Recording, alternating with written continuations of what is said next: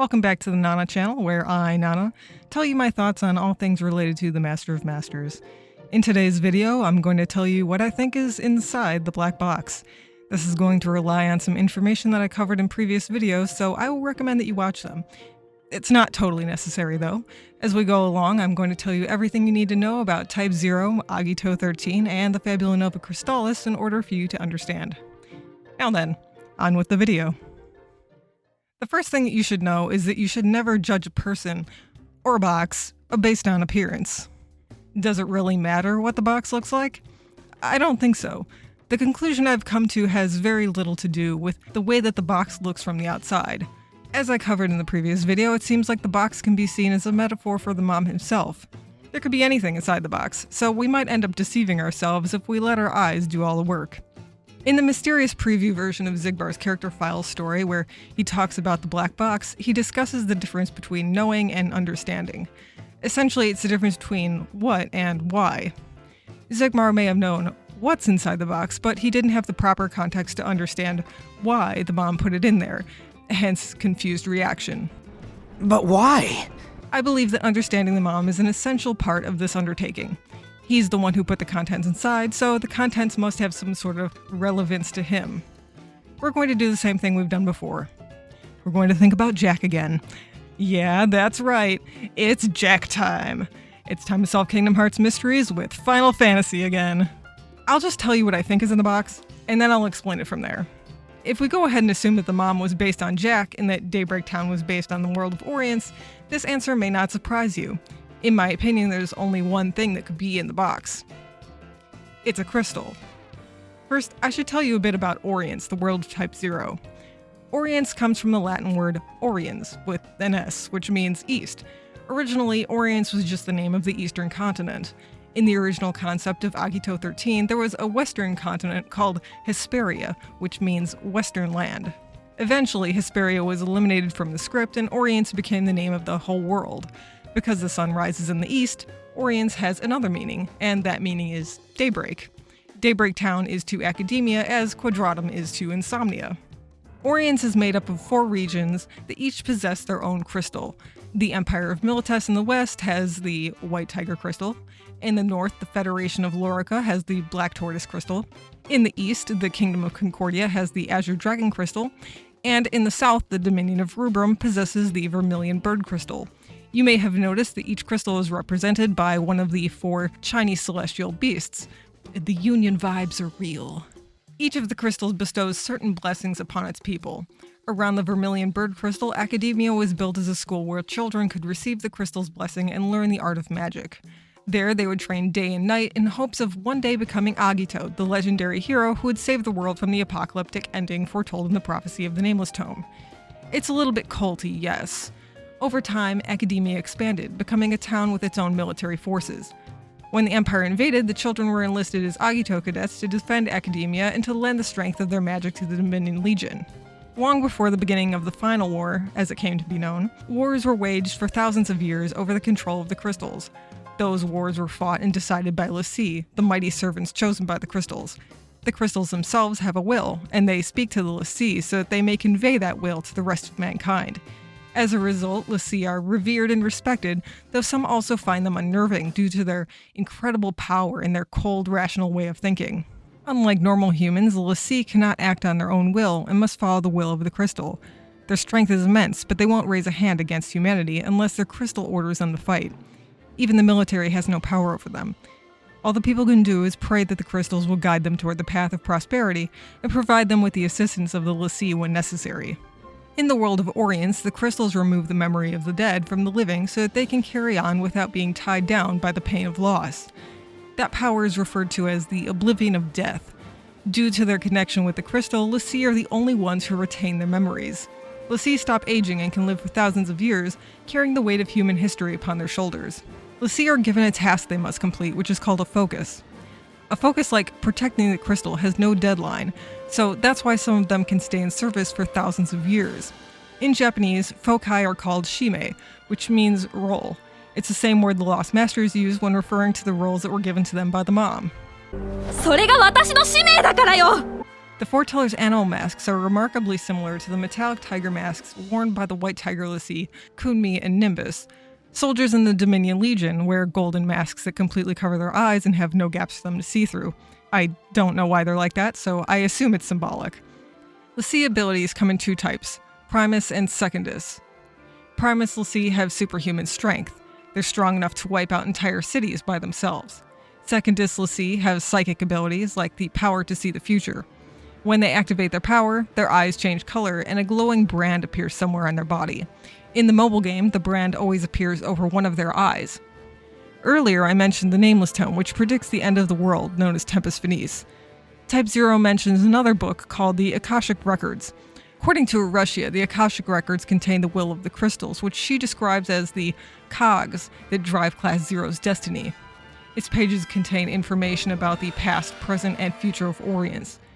She says that Class Zero have done nothing but dutifully follow what's written on its pages. In other words, the crystals are what control destiny. Arushia tells them that she wants them to write the final page for themselves. Type 0 has two different endings. In one ending, you can become Lassie to protect the Vermilion Bird Crystal during Tempus Finis, and then the world ends. In the other, you can save the world by defeating the judge, but Class 0 lose their lives. As they near the end, Class 0 try to envision a future for themselves where they're able to do all the fun things they weren't able to do in life. And so the final page was written, and the Akashic Records were closed forever. Perhaps the story ended there on the final page, but a new story can begin from the back cover. Now, moving along, we've got a crystal to unbox. In the Caribbean, Luxor tells Sora that he heard that the box contains hope. He probably heard that from Xigbar. Hope is probably the way that Xigbar interpreted the contents of the box. As it just so happens, it's very common for the people of Orience to refer to the crystals as the Light of Hope. I think it's safe to say that they're literally the light of the world, seeing as how the world falls to darkness as soon as Arushia takes them away with her when she disappears from Orience. Yes, Mom may have had some things in common with Mother, but that's besides the point right now. Or maybe that is the point. You decide. Throughout Type 0, you can find shards from the Lassie who entered crystal stasis. Their last thoughts linger inside the shards. There are a lot of really interesting ones, but I'll read this one from Theo, a White Tiger Lassie. For 20 years, I served my country as a soldier in the Militesi army. At the age of 35, however, it dawned to me that I might better serve the Empire by protecting our beacon of hope and thus ensuring its light may guide our nation forevermore. Now, cognizant of the truth of this world, though, I know our crystal will only truly be safe from harm once all of Orience is united under the emblem of the White Tiger, and I believe I have found the one man who can accomplish such an incredible task. I have fulfilled my role, and the future of our world rests in his hands. In the original concept of Agito XIII, the player could choose which cadet would serve as the main character. They would start the game by making a blood pact with the crystal. This can be seen in the first trailer where Ace enters the crystal's chamber and presses his thumb to the pedestal, which lights up after receiving his blood. For making the pact, the crystal would grant the cadets powers and weapons. Obviously, they totally changed this. You never even enter that chamber in the final version of the game. As I explained, Academia was built as the crystal sanctuary. The reason it exists is to protect the crystal. The Vermilion Bird Crystal is housed deep underground in a chamber referred to as the Peristilium. Only Arushia and the Vermilion Bird Lassie are able to access that chamber. In the magazine book Cloud Volume 1 from 2008, the articles about Versus 13 and Agito XIII refer to the two with interesting titles. Versus was referred to as the colorless myth. I believe it was referring to the quote from Shakespeare found in the trailers, which states, "There is nothing either good or bad, but thinking makes it so." Agito is referred to as the guiding myth, referring to the crystal which would have guided the player's chosen cadet. I mention these titles because it seems like guiding was the key word of Agito XIII. It's unclear what the cadet's exact relationship with the crystal was supposed to be, but it's clear that the theme of guiding carried on into Type 0, where the people of Rurum ignore their own will and reason in favor of following the crystal's guidance. This brings me to my favorite part of Demyx's character file story. At the very end he says, "Oh yeah, what was it that person used to say all the time? Something about a guiding key? Come to think of it, wasn't something guiding me?" I feel like including the preceding lines is important so that you know that he wasn't talking about his heart. He was trying to remember something else. Even if you don't believe that they're the same person, I think it's safe to assume at least this much, that Demyx and the mom don't share memories. With that in mind, I put forward this radical possibility. Demyx is more than familiar with the box's contents, but he doesn't know anything about the box itself. So, what sort of implications are there if the mom was being guided by a crystal? Well, for one thing, it gives us an extremely easy explanation for where he got the power of the gazing eye, a detail which has been totally unapproached thus far. The Queen of Concordia is a secondess l'Cie who can see the future, so there's precedent for crystals granting such power. Physically, the gazing eye is similar to the unique eyes of the l'Cie. Demyx's eyes might appear totally normal until he switches place with the mom. If he pulls down his hood, the gazing eye might be how we're meant to tell them apart. Just a thought. Demyx made it sound like something used to be guiding him. Just a guess, but I feel like that could mean that the mom is the one who inherited the gazing eye and the responsibility to follow the crystal when he and Demyx split apart. It makes for a very interesting dichotomy where one half of the person is free to follow his heart while the other must abide by the crystal's orders. If we assume the mom is something like a l'Cie, that could explain many of his actions, for better or worse. For instance, as I mentioned in my previous video, if the mom knew that his own mystery is what would cause him to disappear, then he probably knew that surrounding the box with its own sense of mystery would protect it from anyone who tried to look for it. In any case, the l'Cie's number one job is to protect their crystal, which would explain why he needs the box to be kept safe. The mom makes a point of acting like he's on neither side of the fence. That could be because he has no choice but to follow the crystal's orders. If a l'Cie goes against their focus, they run the risk of being turned into Seath, which is like a mindless monster. In Type 0, Celestia goes against the Azure Dragon Crystal to aid Class 0 and gets turned into a rampaging dragon. I feel like this would significantly call the responsibility of the mom's actions into question. If a person is being guided by someone or something other than themselves, especially if their own life is at risk if they don't, then can we really say that they're responsible for their actions? It's a gray area. If nothing else, I think it would fit with Versus 13's theme of nothing being objectively right or wrong. The crystals aren't human, so they don't understand human feelings. That's why they're described as being perfectly rational. Humans just project their own feelings onto the crystals. Are the crystals evil? No, they don't have a sense of morality. Director Tabata said that Class 0 fight without a sense of justice, and this is what he meant. By doing as they're told, they aren't fighting for what they believe in. Their actions may not make them evil, but they aren't good either. That's why it's ironic that they wear red capes like heroes. That's why it's ironic that the foretellers wear robes like the biblical apostles. Did you know that Class 0's first mission was called Operation Apostle?